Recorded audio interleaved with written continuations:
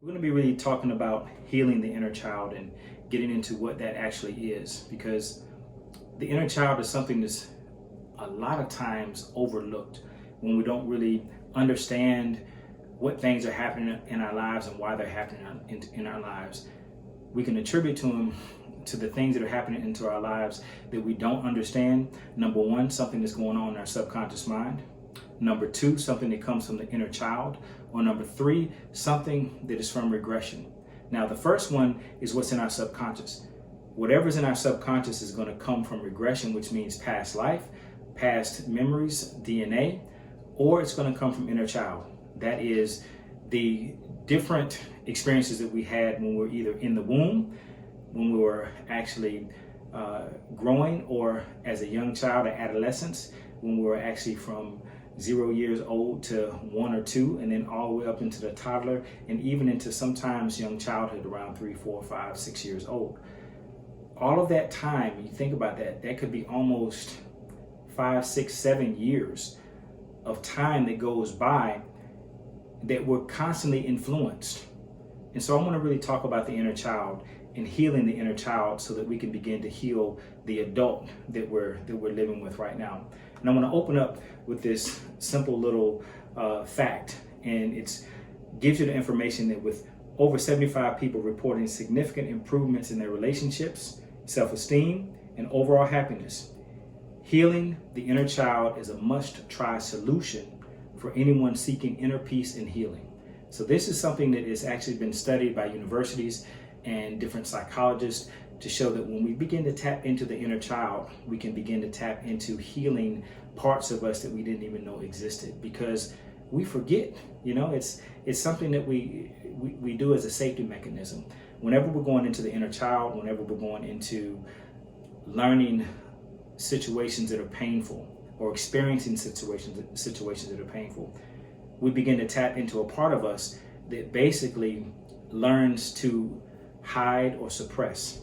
So if we have an experience that's uncomfortable, or a repeat experience that programs us, and it's not giving us the things that we want, what happens is the inner child, the subconscious mind, basically buries it, and it gives us a learning around it. And that's something key that I want you to remember about tonight. The learnings that we get around our experiences, because that is the key thing. If we understand the learnings, we can then get what we need to get from those painful, uncomfortable experiences, and we can begin to move forward in our lives. So let me just give you a little information about who I am and what I've been doing and how I got to inner child work. So I'm Shaman Rah, and I've been practicing as a shaman. And shamanism is very unique and different because we are the protectors of communities and societies, and we are the people that bring or bridge the gap between the spiritual world and the physical world. And what does that mean? Well, when you can bridge the gap between the spiritual world and the physical world, that means we help you to understand what's happening in the darkness that's creating a reality in your light right now. And when I say in your light, it's your living time period. So that's what a shaman is able to do. We're able to bridge the gap between the spirit and the actual physical. Now, the way I got into actually doing inner child work is through shadow work. And shadow work is one thing that I learned that was a number one healer for most of my clients. And I've probably worked with hundreds to thousands of people now, teaching the different shadow work techniques and how to actually move through different phases and stages of the shadow that you live in. Now, what are shadows? Shadows are energies or personalities or traits, characteristics that we begin to create so that we can be accepted. Now, that's just the general basic understanding of what shadow work is, but it goes a lot deeper than that. But with shadow work, when we start looking at what creates the shadows, us seeking validation, us seeking acceptance, what goes beyond that? And that's where I started looking into the inner child. And this was years ago. And the inner child is the part of us that is relevant to right now. So when we look at regression now, regression is a time when we were coming from a past life or ancestral DNA recordings, memories, and that are given to us or passed down through us through generations. But when we talk about the inner child, these are actually experiences that we experienced while we were actually living in this dimension. or being born into this dimension. One of the key things and critical aspects about childhood is the womb. It's the process when we're developing. We hear and feel so much in the womb that programs us. So if you were in the womb and your mother was going through a lot of traumatic experiences, those traumatic experiences are passed down to us. Same thing as if we're a child and living in this world. When we see things, we begin to process those things and we begin to remember those things. Now, as a child, as a new soul that's coming in and learning, what's happening is you're processing all this information as if you're experiencing it yourself. So you're now building mechanisms and walls and blocks to keep yourself protected. Remember, shadows are created to help us to be accepted. And so we dumb ourselves down, or we hide our true selves so that we can be accepted. And we can also protect ourselves, because sometimes if we express that true version of ourselves, we're not accepted and we can put ourselves in harm's way. So the inner child does the same thing, but it does it before it's even born. So these memories are etched into you, and they can go into a whole nother aspect of how the soul works. When the soul comes into the physical body, it begins to record and it begins to take in information. Just as when we pass and transition as adults, up to 7 days after our transitioning, our physical bodies are still hearing, so the soul is still recording. So that's important to allow the soul to be released at transition, at the death, and the same thing when we're being born.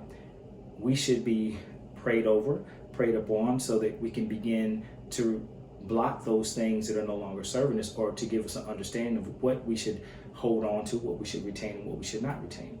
So that's what got me into getting into inner child work, is because I was fascinated by the fact that a child, a baby in the womb, could record so much information and bring it into this lifetime, and then actually live their life according to the fears or experiences that they had when they were in the womb. That's why it's so important to talk to babies while they're in the womb.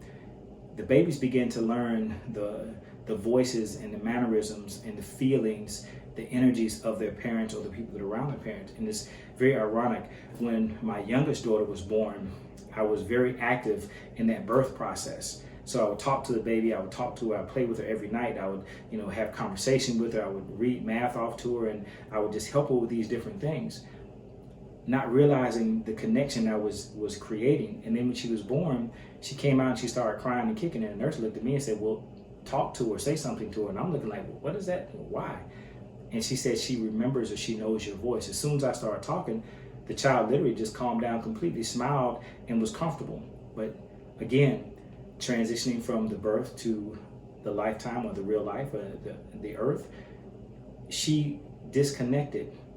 Now, when she didn't hear anything that was familiar, she got scared. But as soon as she heard something that was familiar, she calmed down. That's just one example of how the child is learning and experiencing in the womb. So you got to think about what was going on with you while you were in the womb is going to dictate a lot of the way that you actually are living your life today. Unless you've done shadow work, or unless you've done inner child work to begin to change those paradigms of the things that are happening. When I say things happening in your life, it's the paradigms, it's your programming, it's how your life is creating, how you're actually manifesting. So again, I was just intrigued by this, how a child could hold so much information. And then if we think about the child and the childlike mind, we're looking at the childlike mind as the only way to get into the heavens. It's because the childlike mind is pure and it's innocent. And number one, it believes. It has tremendous faith. So if we're looking at having that tremendous faith, we're really looking at a powerful essence of who and what we are.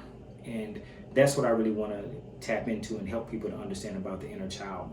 It's very powerful, and it's governing a lot of our lives, and it's something that's tangible. And so, when I talk about regression, people are like, I don't know what regression is, because regression, that's kind of like, I don't know if that's true or not. I don't understand that, because I've never experienced that. Well, the inner child you have experienced. So I can help you to go back and understand it. Even with the inner child, if you have connection to your parents, you can actually go back and ask your parents, what things did you experience when I was in the womb? What things did you experience when I was first born? What things did I witness between you and my father, or you and anybody else that you might have been in a relationship, any type of shit? What did you experience? What was happening around you? Because you'll start to see you might have certain traits and characteristics that protect you against certain scenarios that you never actually have experienced physically in your life, but someone else experienced them as you were a child around you, in front of you. So again, that's why I really enjoy going into the inner child and helping to heal the inner child, because we can dig into parts that are tangible and we can grasp it a lot easier. Now, why is this the best time to address the inner child, the wounded child? Because obviously there's no other better time. Right now, I'll even go into the planetary alignment of Aquarius and Pluto. This is a long-term time of breaking rules.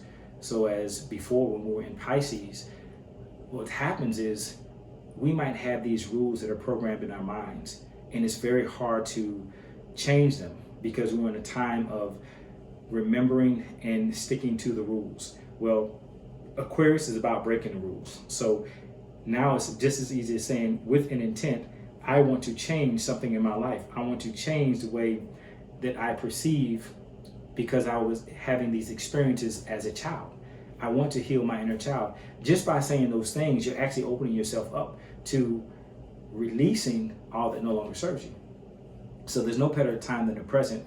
And the other thing is too, because the earth is in alignment to move into a 5D energy, a fifth dimensional energy, we need to align ourselves with that. Fifth dimensional energy means that we are manifesting instantaneously. We're living as our spiritual selves and not necessarily our physical selves.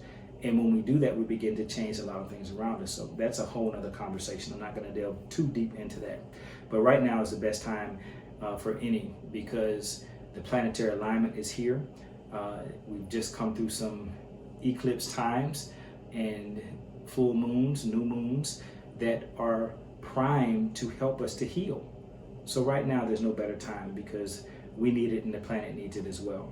Now we also need to understand how we're creating the reality that we're living in. That's the other reason, because we create unconsciously or through the subconscious. Now you might hear me say feminine, you might hear me say unconscious, you might hear me say the subconscious. All of these are the same thing, basically. It is the part of the mind, the feminine aspect that creates. So that's the unconscious, the subconscious, and the feminine aspect. So you might hear me say that, or you might even hear me say the positive or negative as well.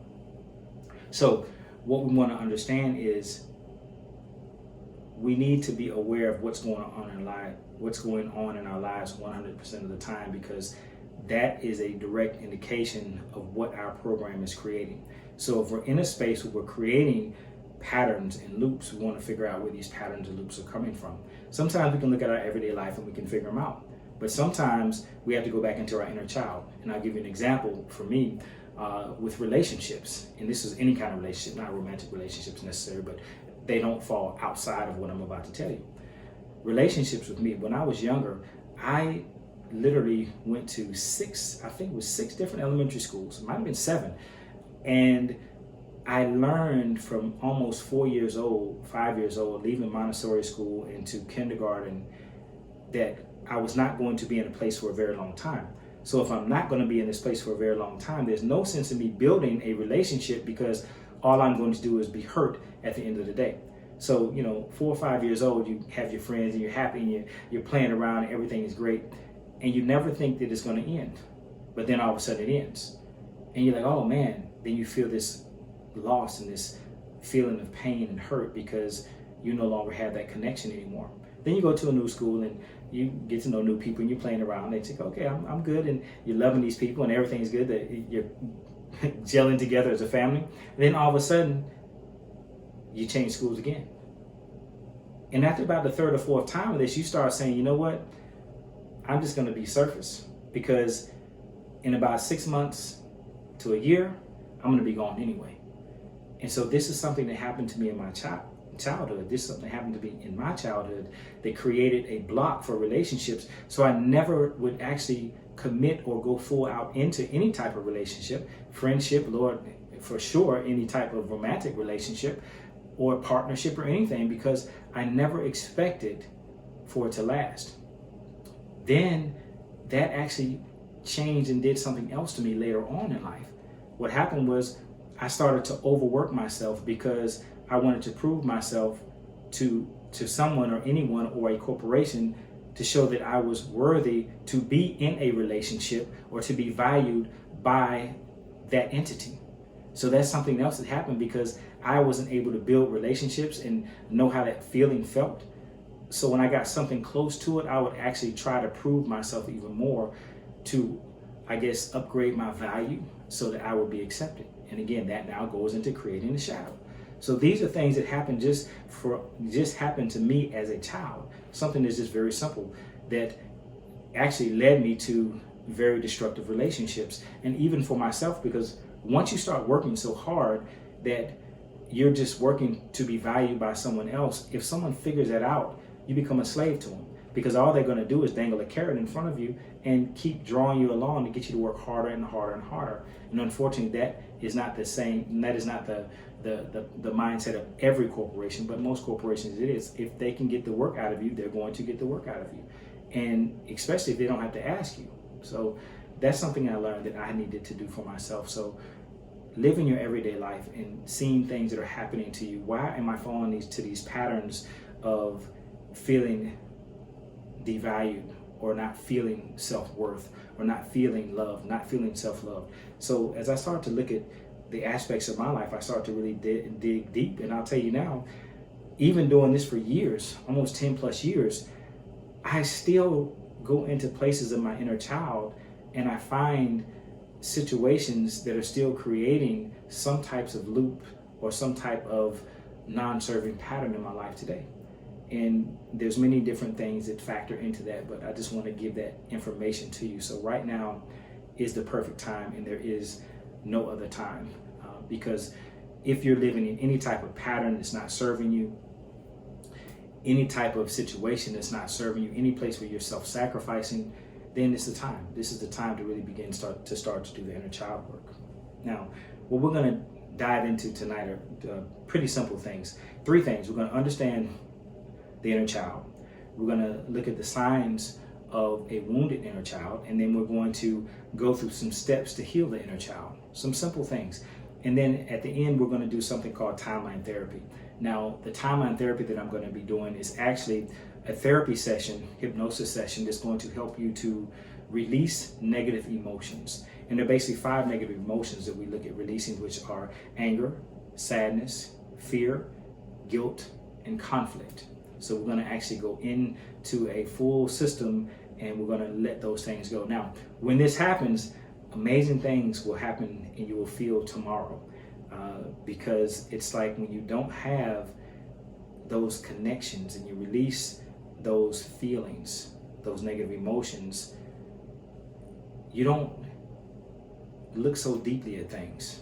And I won't say it's not like you don't care, but you don't care in a loving way, where you're not going to harm yourself for over caring to the point where you self-sacrifice. So it's going to be a lot of fun when we do that. All right, so what is the inner child? Now I'm going to read this nice little definition for you, and then I'm going to break it down to you and give you my 2 cents on it. The inner child is the concept of the inner child refers to the idea that within each adult there exists a psychological representation of their childhood self. This inner child embodies the emotions, memories, beliefs, experiences from early stages of life. It often is associated with feelings of vulnerability, innocence, spontaneity, and creativity. Okay? By acknowledging and understanding the needs and emotions of the inner child, individuals can engage in self-compassion, self-awareness, and healing. Techniques such as visualization, journaling, or guided meditations are often employed to facilitate this process, allowing individuals to develop a healthier relationship with their past selves and ultimately promote personal growth and emotional well-being in right now. So this is what the inner child is. This is the concept of understanding that something inside of us is still a child that's holding on to its own fears. It's embodying its own emotions, and it feels separate from the adult.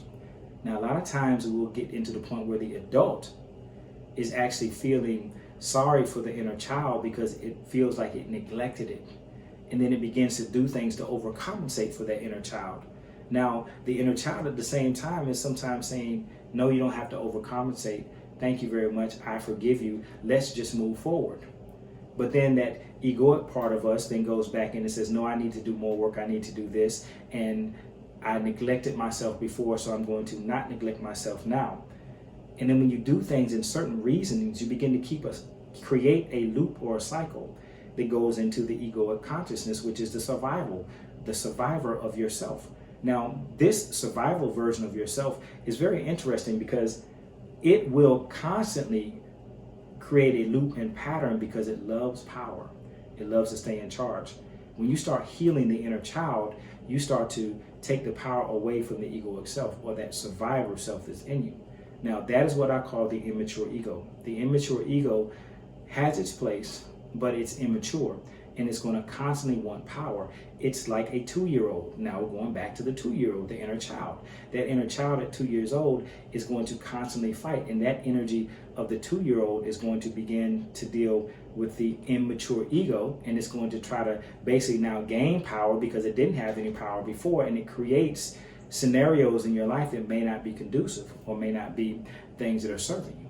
So it's very interesting how each of these different cycles with the ego, with the inner child, with the shadow work, with the past life regressions, with all these different things, how they actually learn to work together to create patterns to keep you stuck in some type of cycle or loop that is not serving you.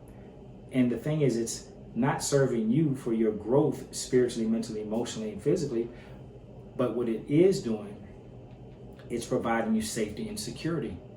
And when we create these loops, now we're going to jump into the chakra system. These loops, when we're feeling unsafe and unsecure, that is the root chakra. The root chakra is tremendously out of balance, and then that's when we will start to see regression problems, inner child problems. We'll begin to see a lot of the patterns that are not serving us begin to show up. And we can begin to heal ourselves and heal the inner child and work on things, and everything is getting stronger, and the inner child is getting the understanding, it's getting the emotional balancing and nurturing it that it needs, and it's nurturing you back. But then something could happen and the root chakra could go out, and then all the work that you've done could be negated or has to be started all over because some other outside energy has now created some disruption. Now, doesn't mean you have to start all over. What took you a year to move into and to grow into, it's not going to take a year to do it again. But sometimes you have to start back over, and then you have to remind yourself that you are safe and you are secure, and then you have to rebuild that confidence within the inner child, because the inner child is a child and it has to be nurtured. So if something comes in and shows you that it's not safe and not secure, then you have to reassure it that it's safe and secure again. So this is a evolving, ongoing process that we have to continue, and we continue this through awareness. And the more aware we are of all of our systems, the chakra systems, the shadows that we have, our memories,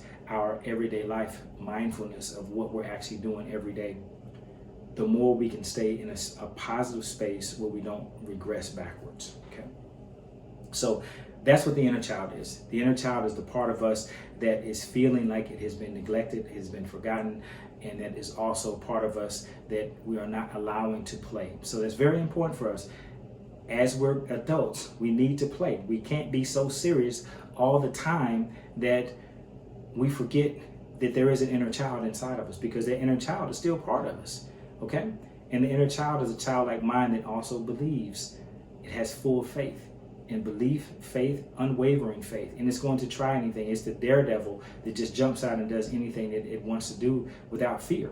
And that's something we have to do when we start to become adults. We start to what if everything, and the what ifs 99% of the time never happen, but it just creates fear to stifle us. But again, that goes back, that cycle back into the inner child, because the inner child was put into a place of fear. So that's what the inner child is. All right, now, how do we understand it, and how is it formed? So the inner child is formed by all of your experiences. Now, the inner child can be good experiences or could be challenging experiences. So the inner child is the psychological part of you that is developed through all of your experiences from the time of almost inception, because as soon as the body is conceived, then it begins to develop and it begins to remember, and it has the gene, the DNA instruments or DNA codes in it that's coming from the parents, both the parents, okay? So the inner child is also developed through attachment and bonding. So there are healthy attachments and there's healthy bonding. When you do it healthily, that means you know when to release and let go, and you know that you don't have to be completely attached. You can be detached to be completely attached. And detached means that you're just not fixated on something and you have to have it. When you're a healthy attachment, you don't have to have it. It's not a must. It's okay. I enjoy this. This is good for me, okay? The family dynamics is another way that the children, the inner child is created. So what were your family dynamics? Did you spend a lot of time with both parents? Did you spend a lot of time with one parent? What philosophies did they have? What did they constantly speak over you? Because everything that you're being spoken over about is what's going to be programmed into the subconscious mind. What kind of socialization or what kind of peer interaction did you have as a child? Like me, my thing was I never was in friendships for more than 6 months to a year, so I just learned to disconnect from them and not feel too much about the separation or leaving a friendship. So I never allowed myself to let relationships develop and build because I didn't expect them to last.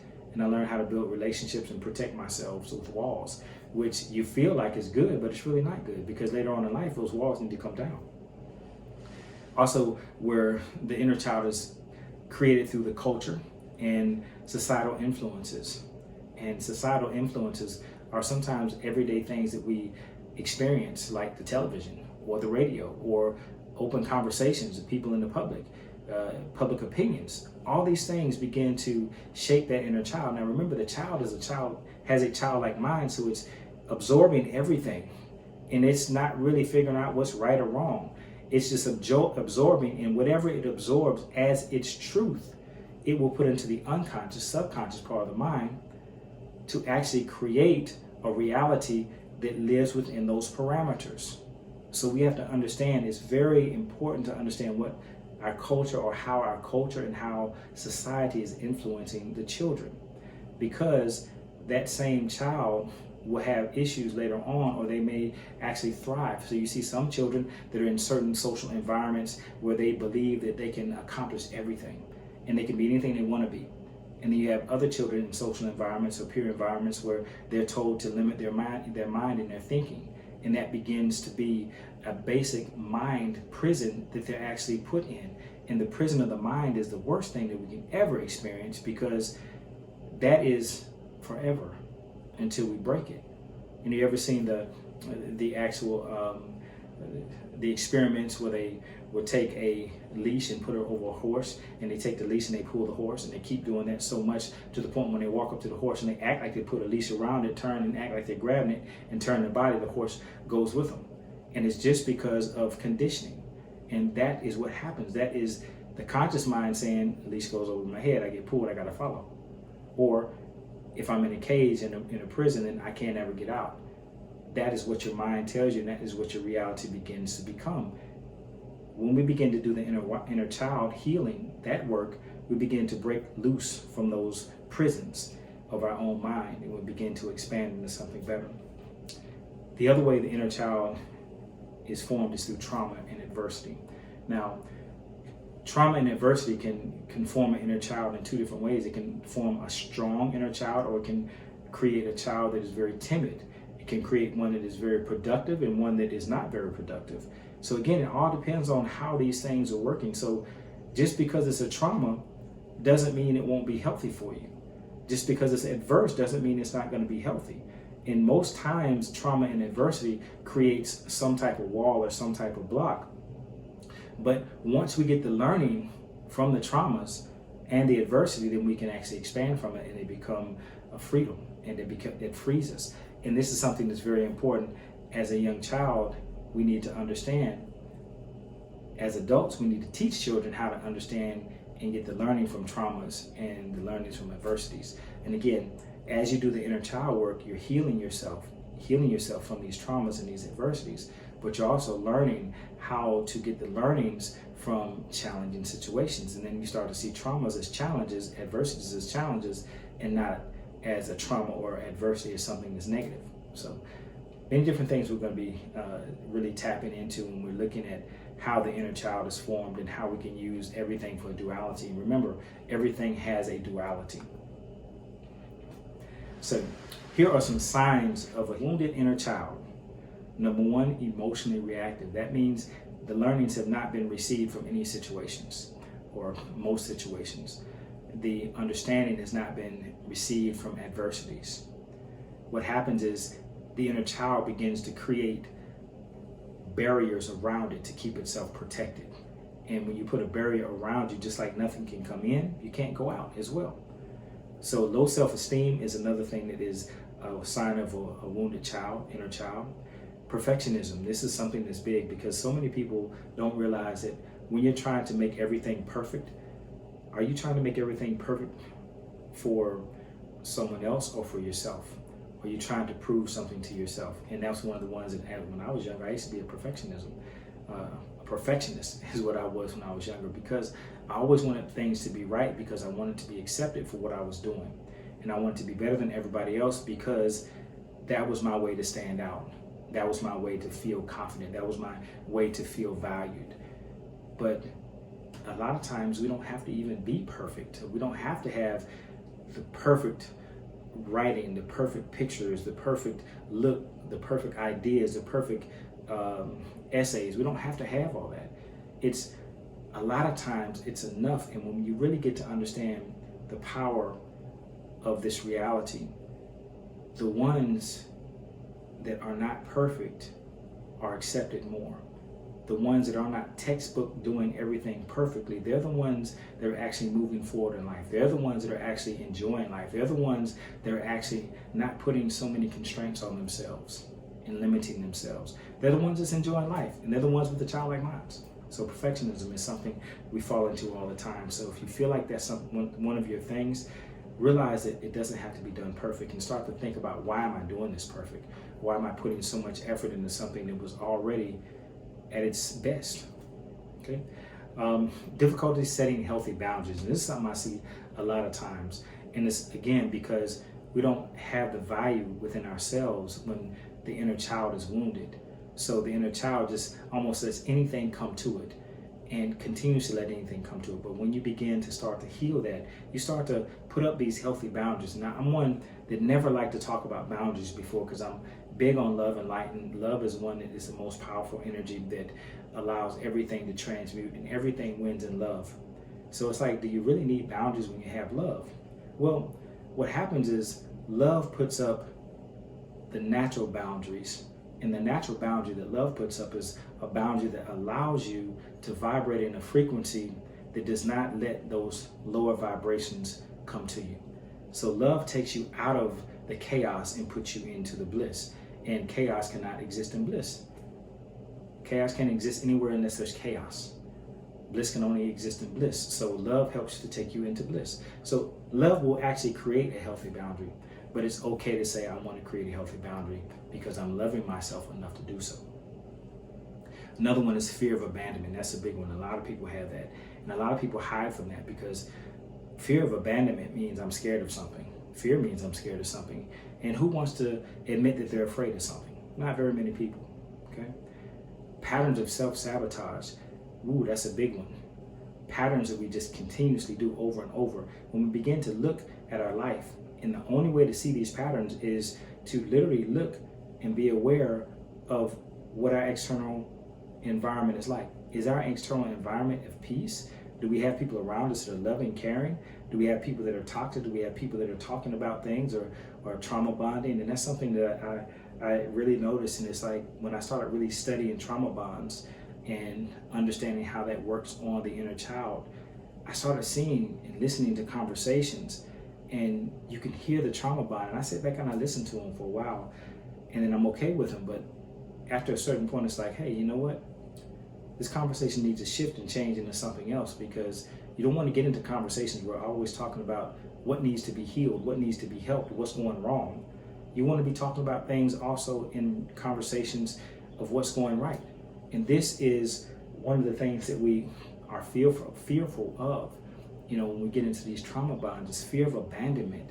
That means I'm afraid if I don't have this kind of conversation with you, then you're going to leave me. So I'm going to keep talking about this. But after your vibration continues to raise, you just don't want to have those conversations anymore.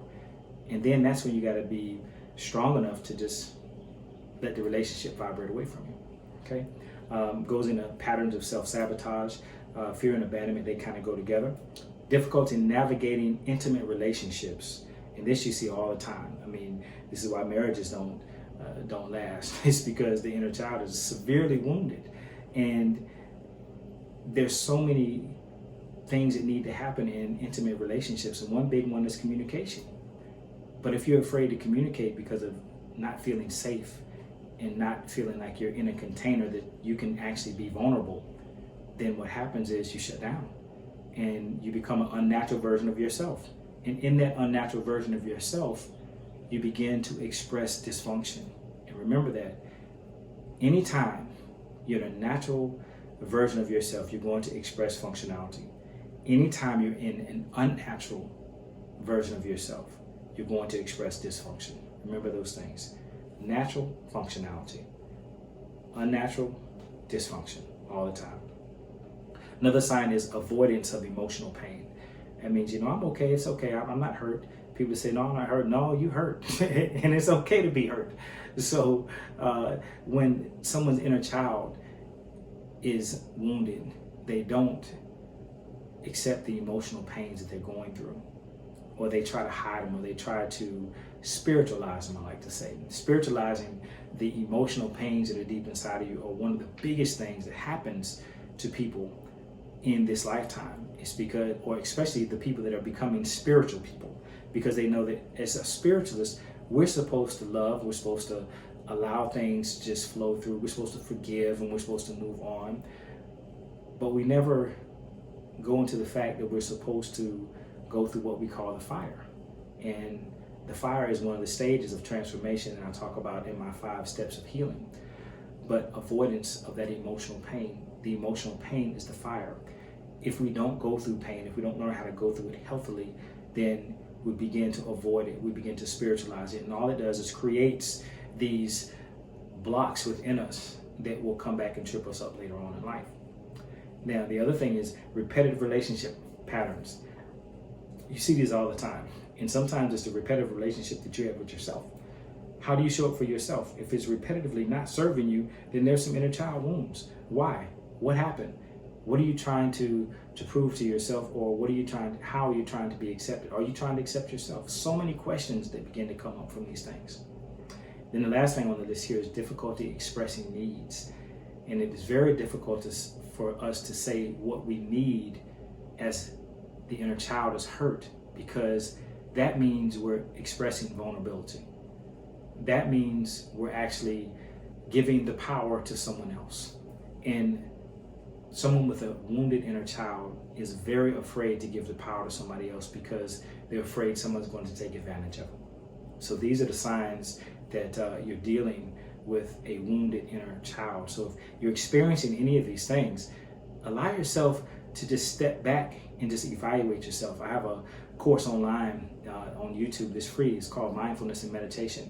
Check it out. You can begin to learn how to be mindful, to begin to look through these different categories and see if something is affecting you and where it's affecting you. And when you begin to heal that inner child, everything begins to change in your life. Now, what are the steps to healing the inner child? The first one is acknowledgement, okay? You have to accept responsibility. You have to acknowledge that the inner child is wounded. And so many of us have so many problems accepting or even acknowledging I'm wounded. That's an ego thing. That's I'm tough, I'm stronger than everybody else. And that's something we have to really realize. We have to acknowledge that we have to acknowledge that the inner child is wounded. It needs to be healed. Once we do that, then the process can start. But until that happens, nothing happens. then we have to accept responsibility. That means we are responsible for what that inner child is experiencing, and it is up to us to heal it. No one else can heal it for us. It's up to us to heal that inner child. But we have to be responsible. We have to accept the responsibility that we neglected ourselves, and that we are neglecting ourselves, and that we can heal ourselves if we take the time to figure out and find out where the problems lie. Okay? Then the third step is to reconnect to the inner child.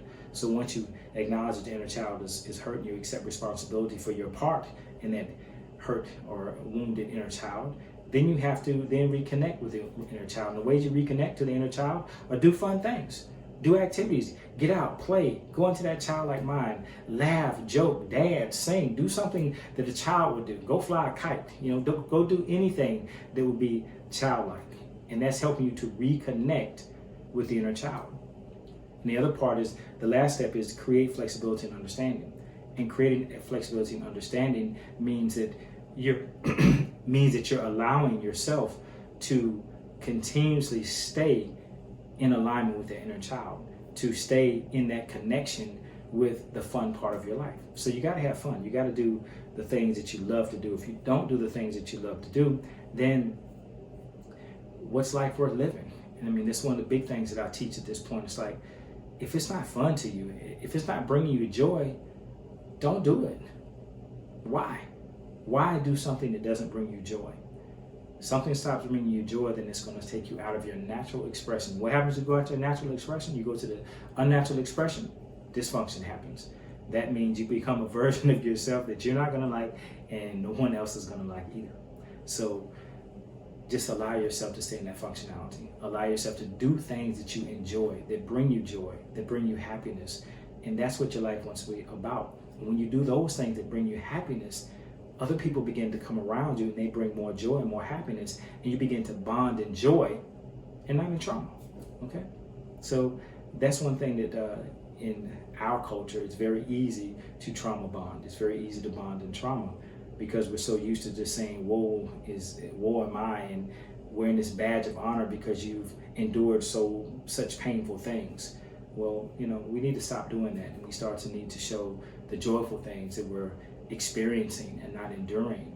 And those joyful things need to create more joyful things so that we can then use that power of joy to basically balance out and understand when something does happen that's not so joyful. Okay? So creating flexibility and understanding helps us to really bring ourselves into healing the inner child. Okay, so here are 3 affirmations that I want you to know that your soul needs right now. Just 3 simple affirmations. One is, I choose to prioritize myself.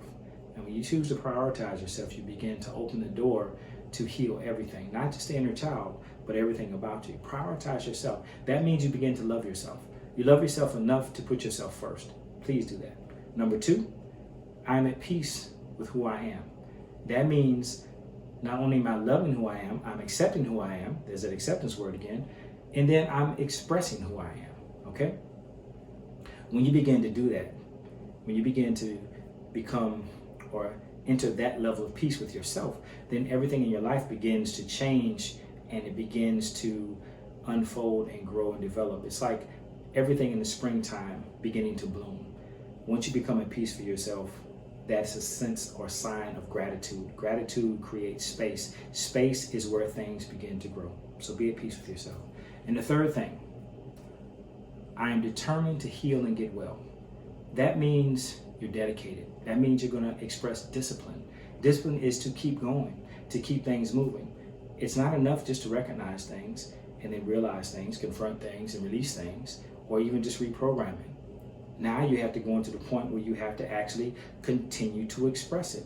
You keep going in that level. Like I say, begin to think about the things that bring you joy.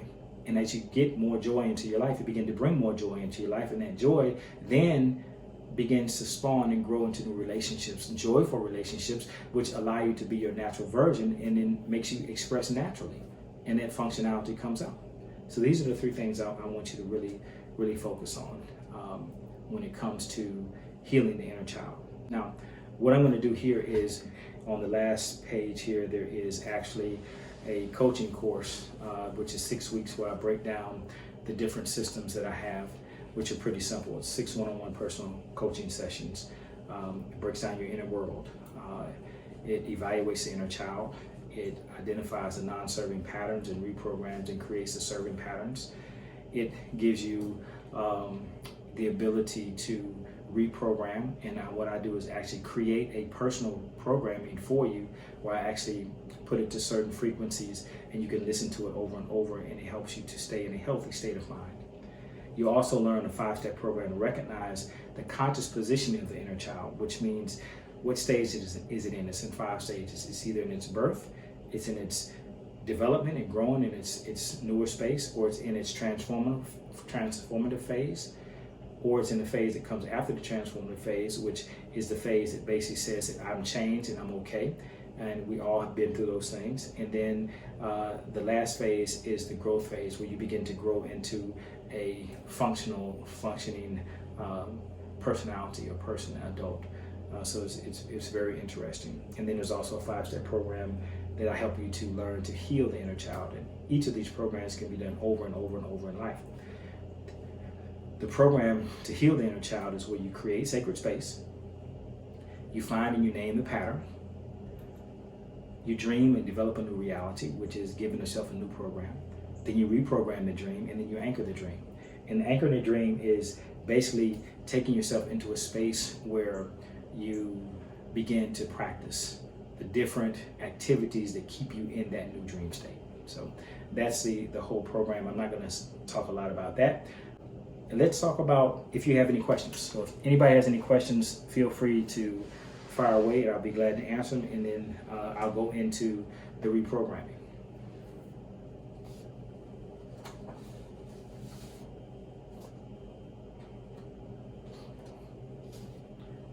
I have a question. What's the question? So, in some of the inner child wounds, there's the difficulty to set healthy boundaries. Mm-hmm. How do you identify when you are having difficulty doing it, or you're just not need more guidance or don't know how to do it?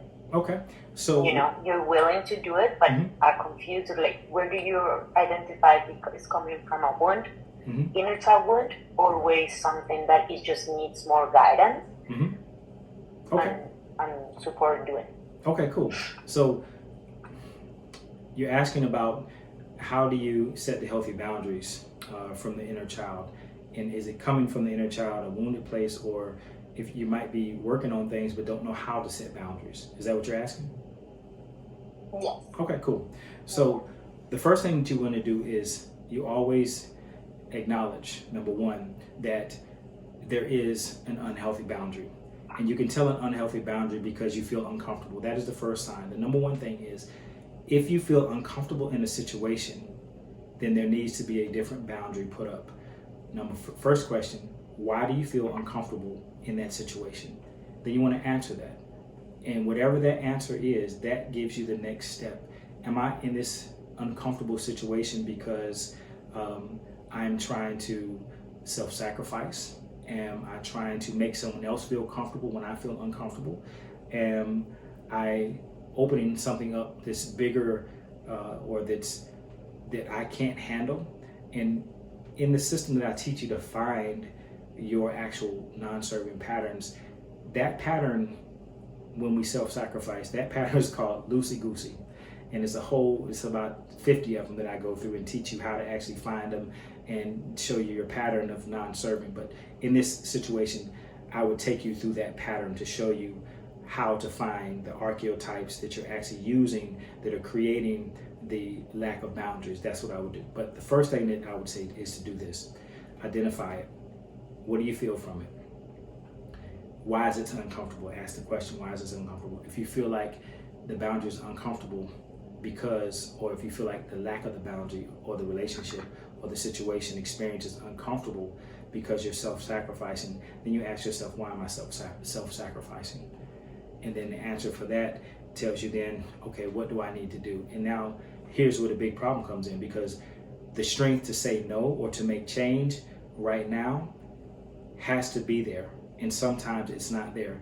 If it's not there, that's when you seek outside help. How can I become stronger? Ask a friend, what would you do in this situation? How would you handle this? And just get some advice from someone who is knowledgeable, someone who is open, someone who is loving, someone who is caring, someone who has your best interest at heart. That's the second thing you would do. Then you would have to execute. And you would have to basically at that point set the boundary. Now, there are many ways to set boundaries. Sometimes you can set boundaries by slowly backing away. Sometimes you can set boundaries by just cutting lines and clean cutting things and putting up new boundaries and say this is what it is. Both ways can work. I found that if you just say, okay, here's a boundary, this relationship is unhealthy. You can then go look back into your childhood and see where you self-sacrificed. Why did you self-sacrifice? And sometimes you start looking at you self-sacrificed because you wanted to feel or experience love, or you didn't want to be abandoned. Whatever it may be, that has to be identified. When that's identified, then you can go to the next step and say, this is the boundary that I need to set for myself. And the first boundary you set for yourself is just allow yourself to just love yourself enough to know that you are valuable, that you are enough, that you are accepted, and move forward from there.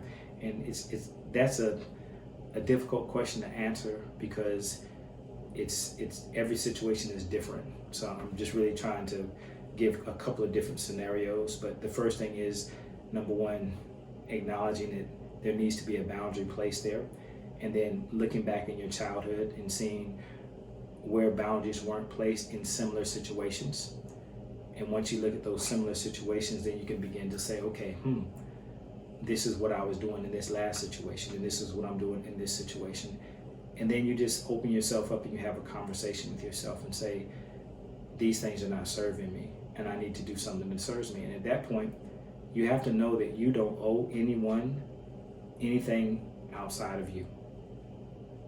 The only person you owe is you. That's when you can say, hey, I need to set some boundaries up. And you can do it, or you can just say, you know what, this is unhealthy, and this is the reason it's unhealthy, and this has been a pattern in my life, and I'm choosing not to partake in that pattern. Matter of fact, healthy boundaries, the only healthy boundary is to leave, is to exit the situation. And you can either tell someone that, or you don't have to tell someone that, because again, this is loving yourself enough to make the decisions for yourself. And through society, that says that's wrong. You should actually have a conversation with somebody. They deserve that. No, that's not correct. That is a societal condition. And that's said so that you stay in situations where you don't want to hurt people and you stay in self-sacrificing energies. So it's being aware of everything around you and not being afraid to go against what has programmed you to say what's right and wrong and how you should handle things. That's kind of the best way to do it. Did that answer your question? Thank you. Because I kind of went around a lot of different spots with that, but I just felt like there was more to the question that probably needed a little bit more explanation to give you different scenarios. But at the end of the day, the easiest thing to do is acknowledge it, that there needs to be a boundary. Ask yourself why you're not letting that boundary be put up, and then look at yourself and love yourself enough to set a boundary that's healthy for you. Make a choice for yourself. And when you make that choice for yourself, go with it and follow it. And know that you don't owe anyone at any time to explain why you're doing something. That's not someone else's job. That would be nice and courteous, but sometimes we can't be nice and courteous, and that's love. Sometimes you have to love yourself a little bit more than you love everything else. Thank you. You're welcome. Tori, you have any questions? No, well, not really. I was just reflecting because I know the issue that I deal with is perfectionism. Mm-hmm. Yeah. And I am working through it because I know that done is better than not at all. Right. So Right.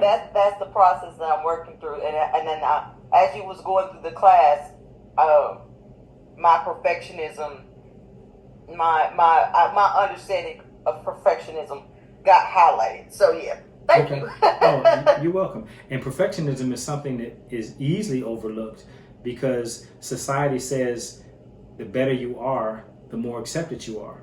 And that's what leads you directly into perfectionism. But sometimes you have to know that what you're doing is enough. And once you put your effort into it and get the answers that you need, that's all you need. When you give the presentation that you need to give, that's it. You don't need any more. And you'll end up understanding that you give everybody what they need exactly when you give it to them. And when people start to understand that vibration, they start to receive exactly what they need to receive. Yeah, it's all alignment anyway. Okay. Right. Yeah. So dealing with the, like, what's her name? Valentine, I think, when you was talking to her. Mm-hmm. So is it just acknowledging that the perfectionism is there and just moving on through it? Yes, the first step with healing perfectionism is acknowledging that it's there, but then understand the next question is, why is it there? That's always the first. The first is acknowledging it, and then the second question is always why. Why is this happening? Why? What am I? What is this? What is this coming from? Why do I need to be a perfectionist? Why can't I just be okay with what I have?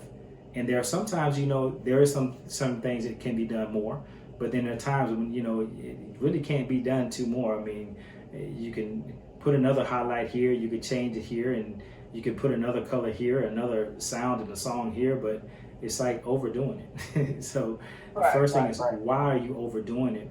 And most of the time that spawns back to acceptance. That means I want to be seen as the best, so I'm going to do the very best because I've overcome odds and people are already looking at me to fail, or they're looking at me in a space where I'm not equal to them. And sometimes when you feel like people don't see you as an equal person, or that you have to prove yourself, that's when you start to become a perfectionism. And that's when you need to go back to your inner child. Where were you compared? And a lot of times it goes back to our parents. Where did our parents compare us to other people and make us feel like we weren't worthy? Where did our parents say that such and such did something better than you? So now you're actually trying to prove something and be perfect for someone that's not even asking you to be perfect. It's something from the inner child that you're trying to prove something to a parent or to a peer or to someone of authority. Does that make sense? But it happened as a child. So that's just been a repetitive pattern for you. And even with boundaries, sometimes we don't see boundaries put up as children, and all of our boundaries are removed because people want us to do what they want us to do. And then we become the sacrificial lamb for somebody. And then we just continue to live in that same pattern.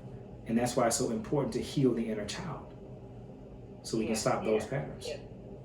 That makes sense. I got it, because I understand where my inner child, when you said the comparison between somebody, me as a child, or somebody else. So my situation was like, my parents were still together. I know a part of it, my mom used to make me rewrite my work until it looked like a typewriter. Yeah, and so now, right. That's so perfection. Right. So now, go ahead. I'm sorry. Go ahead. But I remember being a child and or playing sports, and someone like, oh, she's good, and then I would try my hardest to be that person because that person was good in sports. So I get it now. That brought revelation to what I was seeking. Yeah. Now back it up even a little further. Because your mom told you to write as good as a typewriter, your mindset was, it has to be better, it has to be better, it has to be better. So now that moves into everything. So if somebody says in sports you're good, then that means, okay, I'm good, but I got to be better, because it goes back to that moment where your mom had you writing to the point where your writing looked like a typewriter. Makes sense. Definitely makes sense. Yeah, so it's healing. It's healing those things. That's what has to be going into. Definitely. I'll work on that this weekend. Yeah, definitely. Cool. Thank you. You are welcome. Now, what I'm going to do is something called a timeline therapy. It doesn't take very long. It's not like one of my traditional hour-long meditations. This is very quick. What we're going to do is I'm going to give you some background, and so that you understand what we're going to do is begin to remove the 5 negative emotions, okay? Now, the 5 negative emotions that we're dealing with are anger, sadness, fear, guilt, and conflict. Now, I want to help you to remove these, because when these emotions are removed, you can see clearly. you can begin to see deeper into the inner child and what it experienced and what aspects of that child are creating blocks in your life right now. So when we don't have the negative emotions, we have a clearer mind. Then when we have the intent to go into our childhood and see, okay, why am I not putting up proper barriers? Why am I not putting up healthy boundaries? Why am I trying to be a perfectionist? Once we release these negative feelings, then you can clearly see why those things are happening. And the reason that is because the negative emotions block us from the truth, and it keeps us thinking that unhealthy boundaries or boundaries or unhealthy boundaries are okay. And it's negative if we think this way. It's negative if we try to change perfectionism, or it is negative or it's not negative. It begins to unravel all the old programming. Let's talk about negative emotions. Negative emotions are very, very powerful.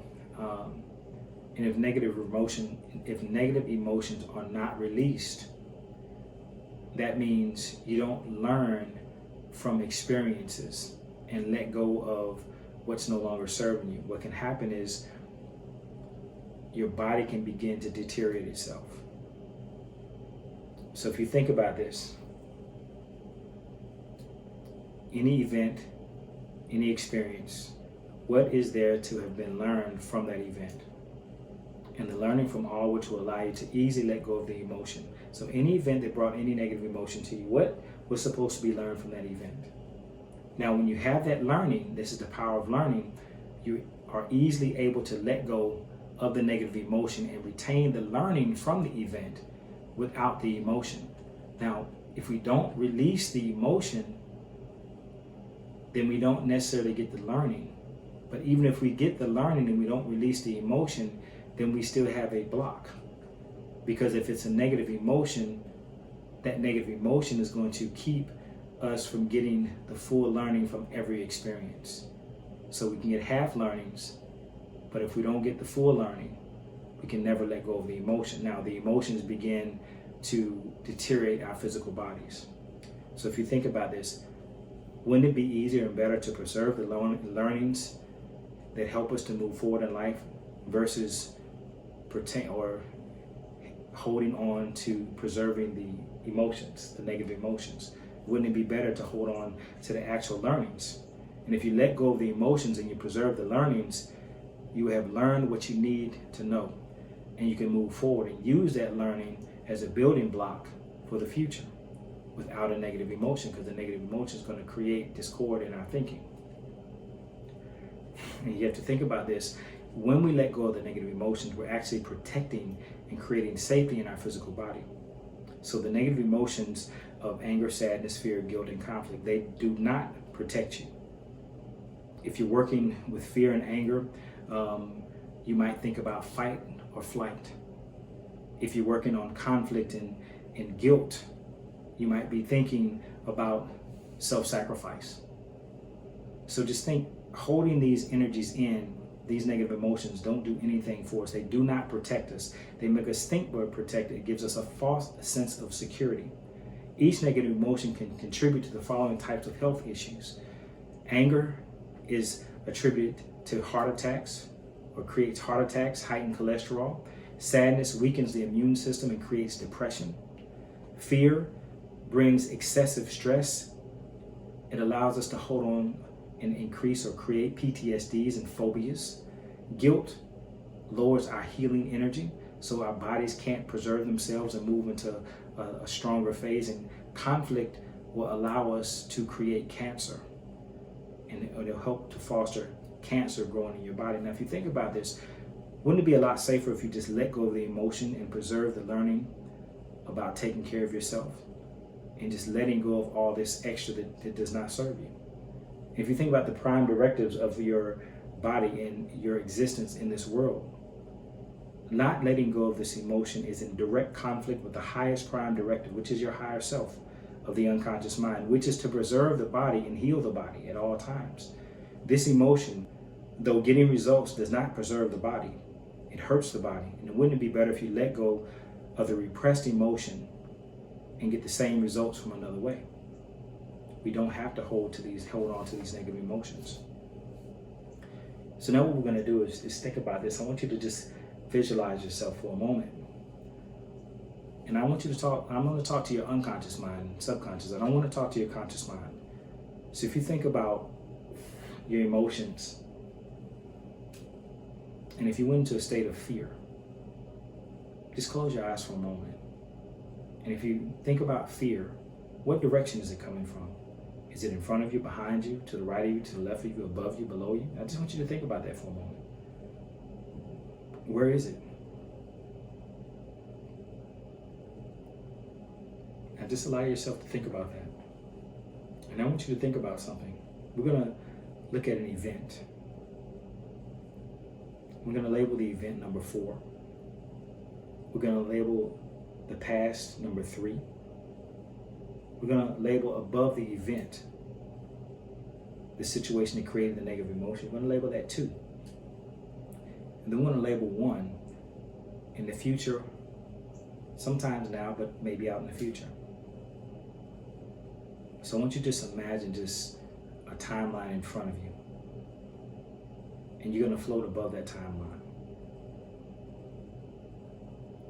Just float high above the timeline. Just begin to relax.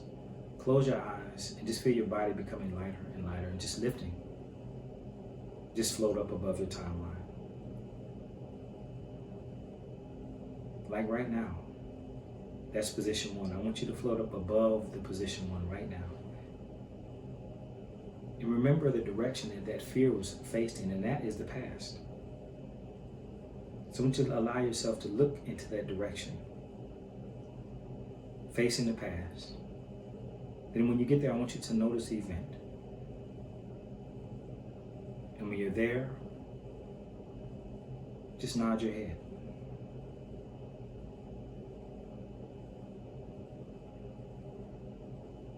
Just looking back into the past.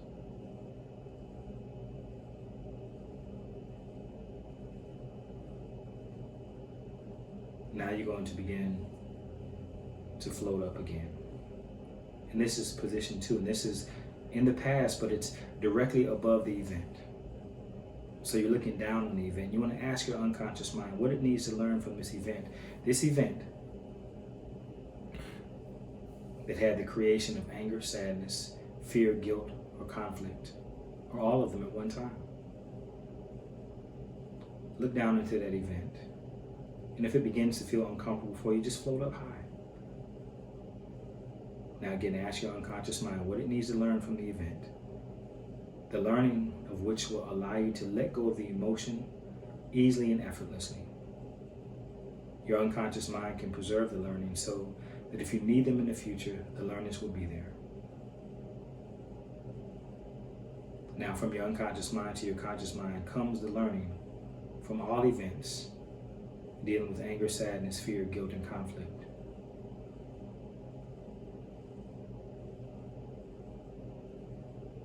Now, once you have the learnings, you're going to float back into the past.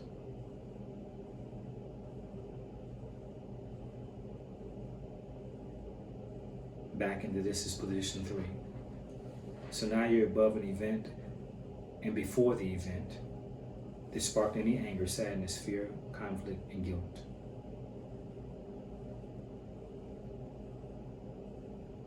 And you're looking back towards now, but you're high above the event. And make sure you're well before the chain of events that led to that event. So this is all the way back into the past, back into the early childhood, back into the womb. And look forward. And remember, you've asked your unconscious mind to preserve all the learnings that you need to learn in the future that have come from this situation. You have released the negative emotion by getting the learning from the unconscious mind coming into your conscious mind right now. Now ask yourself, as you look back down the timeline, from position 3 into all the positions and all the experiences. Notice there are no emotions. And ask yourself, now where are the emotions? And just float over down above the events at position 4 and float down into the event. And looking through your own eyes, check on the emotions. Are they there? Or are they disappeared? Completely disappeared now. No emotions, just the learnings. Good, very good. Now you're going to float back up into the past. Position 3. And now you're going to come back into now, above your timeline. Only as quickly as you can let go of all the anger, sadness, fear, guilt, and conflict on the events all the way back to now. Assume position 3 with the subsequent events. Preserve the learnings and let go of the anger, sadness, fear, guilt, and conflict. All the way back to now, right now. Now slowly float down into now. Coming back into the room, back into your body. Take a deep breath. Evaluate how you're feeling.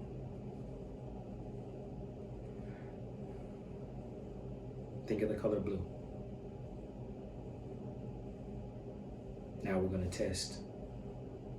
Can you remember any event in the past where you used to be able to feel that old emotion of anger, sadness, fear, guilt, or conflict? And I want you to go back and notice if you can feel it back into that event. Just take yourself back into your mind and notice that you may not be able to feel it. You can feel nothing. Now, come back into right now. Drift back down into the room. Think of the color white. Now I want you to go out into the future, into an unspecified time into the future, which if it had happened in the past, you would have felt the inappropriate or unwarranted negative emotions of anger, sadness, fear, guilt, or conflict. And notice if you can feel that old emotion. And you may find you cannot. Okay? That's right. Very good. Now, flow back up into the timeline, back over to right now. Come back to now.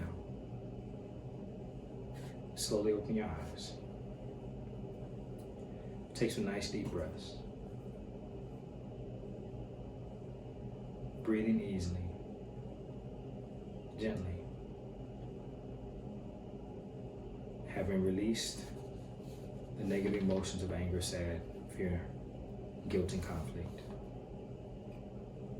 you begin to feel lighter and lighter with every breath that you take.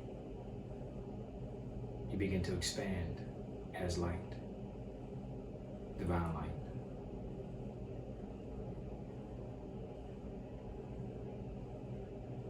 And you begin to see the true essence of the inner child. Just allow yourself to look back. Go back into the dream state. Remember the journey through the womb. Begin to fear nothing. Begin to feel peace, tranquility. As you have all the learnings from every experience all the way back to the womb. You've released all negative emotions. And now your life begins to shift. Now, with strength, volition, vitality.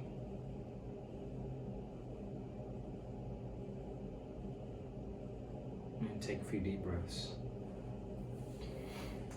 As I count back down from 5 into 1, disconnecting completely from this exercise, having released all negative emotions. 5, 4, 3, 2, 1. Wide awake, up, vibrant, feeling the learnings and the freedom to move forward.